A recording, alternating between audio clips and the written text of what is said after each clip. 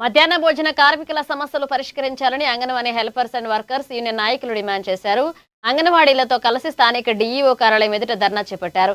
హామీ ఇచ్చినట్లుగా 10,000 రూపాయలు చెల్లించాలన్నారు. మధ్యాహ్న భోజన కార్మికుల పెండింగ్ బిల్లులు చెల్లించాలని కోరారు.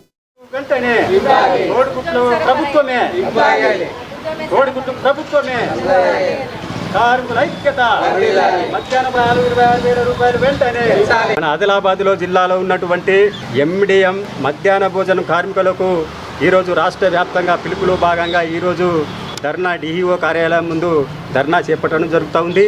మా డిమాండ్ ఏంటంటే ఇక్కడ ఉన్నటువంటి రాష్ట్ర ప్రభుత్వం మరి 10,000 రూపాయలు పెంచుతామని దాంతో హామీ ఇవ్వడం జరిగింది.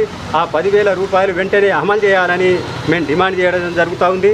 మరి అదేవిధంగా 24 సంవత్సరాలుగా మధ్యాహ్న భోజన కార్మికులు ఇక్కడ ఉన్నటువంటి బడి పిల్లలకు పౌష్టికాహారము అప్పులు తెచ్చి ఈ పథకాన్ని నడిపిస్తూ ఉంటే ఇక్కడ ఉన్నటువంటి ప్రభుత్వాలు మారినా కానీ ఇక్కడ ఉన్నటువంటి మధ్యాహ్న భోజన కార్మికుల మరి సమస్యలు మారతలేవనే దాంతో మేము చెప్తా ఉన్నాం. మరి అదేవిధంగా ప్రభుత్వానికి డిమాండ్ చేస్తూ ఉన్నాం.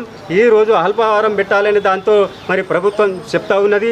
ముందుగా మేము చెప్తున్నాం, ముందుగా ఇక్కడ ఉన్నటువంటి మధ్యాహ్న భోజన కార్మికులకు వాళ్ళకు బెనిఫిట్ ముందు చేయండి అనే దాంతో మేము డిమాండ్ చేస్తున్నాం.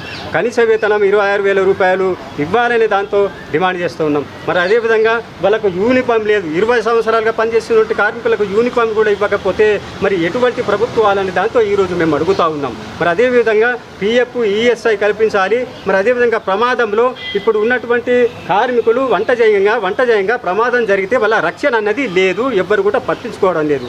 మరి అదే దానికి బెనిఫిట్ చేయాలి, బెనిఫిట్ ఇవ్వాలని దాంతో మేము డిమాండ్ చేస్తున్నాం. మరి అదేవిధంగా కేంద్రంలో ఉన్నటువంటి మరి కేంద్ర ప్రభుత్వము మరి 10 సంవత్సరాల పరిపాలన చేసి